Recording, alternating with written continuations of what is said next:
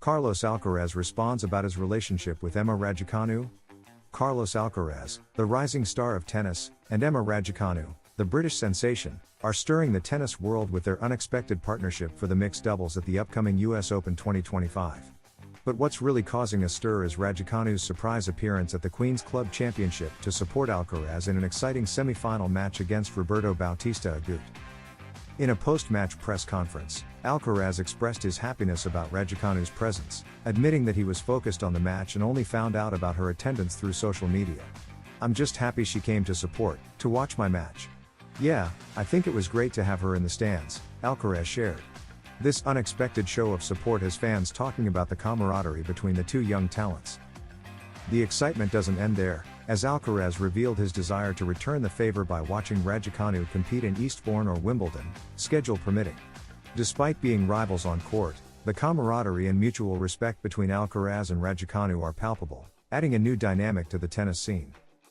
As Raducanu prepares for her comeback in Eastbourne following a forced absence due to injury, Alcaraz is set to face Jiri Lehecka in the final of the ATP 500 event after a tough semi-final win. The stage is set for an intense clash between two talented players, with fans eagerly awaiting the outcome.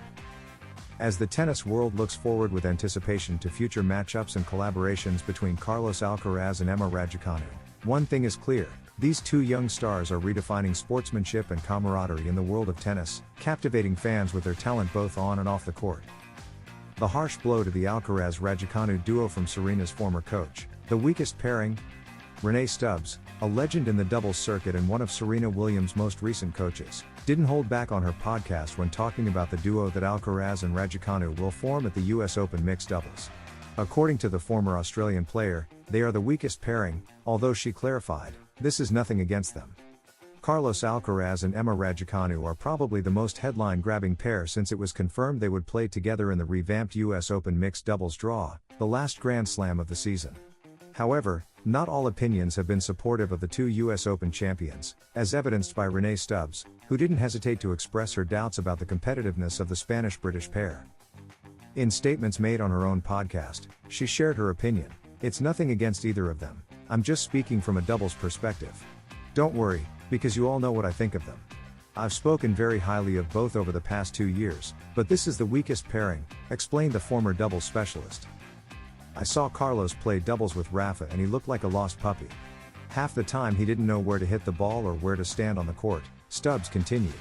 "Despite being a great player, possibly the best in the world right now, I don't know how sharp his doubles instincts are. That's why the former player doesn't foresee good results for the pair." They can't believe how much Alcaraz earned after winning Queens. Carlos Alcaraz started the season with the disappointment of once again falling in the quarterfinals of the Australian Open, the only Grand Slam title missing from his collection. He also had a scare during the clay season with muscle warnings in both thighs, the right adductor and the left hamstring.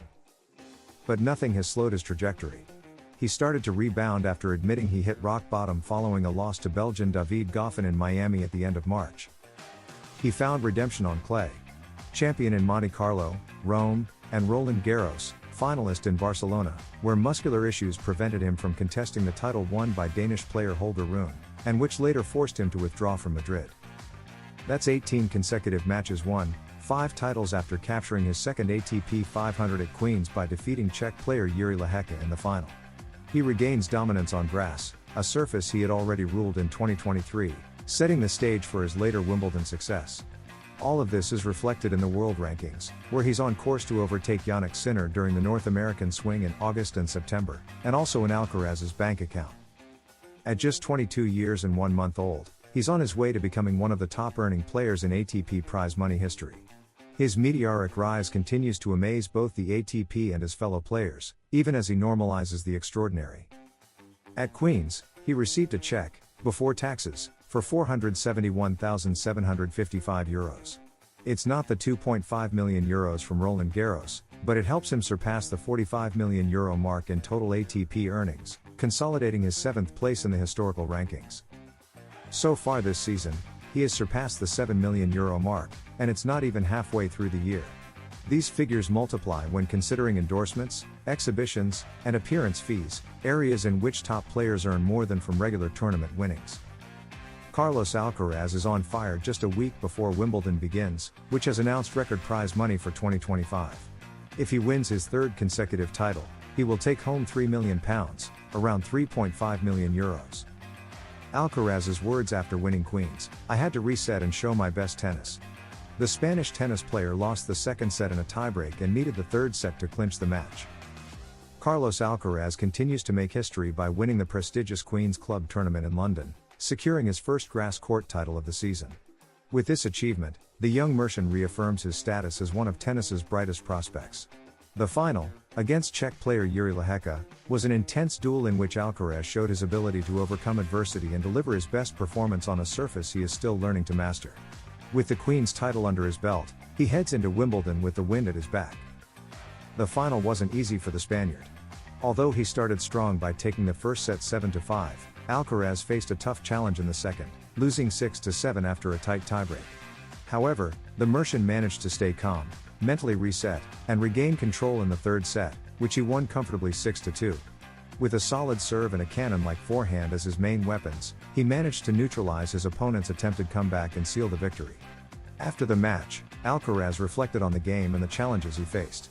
"It was tough to lose the second set, a bit disappointing with the double fault because I was serving well. It was difficult because I was controlling the match and felt great. The second set could have been a boost for him, but I tried to stay positive and calm. I reset my mind, started from scratch, and kept playing good tennis," said Alcaraz, visibly satisfied with how he handled the situation. The Queen's tournament holds special meaning for the young Spaniard, who acknowledged how important this win is in his career. "It feels great, it's been a positive and incredible week. It's always great to win tournaments. Doing it at Queen's is a bit special, for the second time in my career. It's a week where I didn't have many expectations. I came to get comfortable on grass and winning is special for me and my team," he explained. Alcaraz also highlighted the effort and hard work behind this new title, stating that it means a lot to him and his team. "Winning this trophy is special for me. I'm happy to do it again," he expressed with emotion. With this victory, the Mercian not only gains confidence but also strengthens his preparation for Wimbledon, the third Grand Slam of the year, where he'll look to keep making history. Alcaraz's speed, power, and hunger for titles were key in securing this win.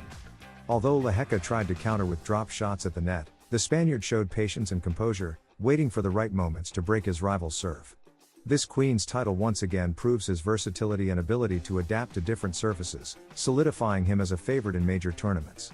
After reaching glory in London, Alcaraz now sets his sights on the Wimbledon Challenge, where he hopes to reaffirm his dominance and continue making his mark on the tennis world. Carlos Alcaraz is now the Spanish player with the best grass court record. That's right, Carlos Alcaraz is now the Spanish player with the best grass court resume at just 22 years old. The Mercian, world number 2, added to his trophy collection by winning the final of the ATP Queens 2025 against Jiří Lehečka.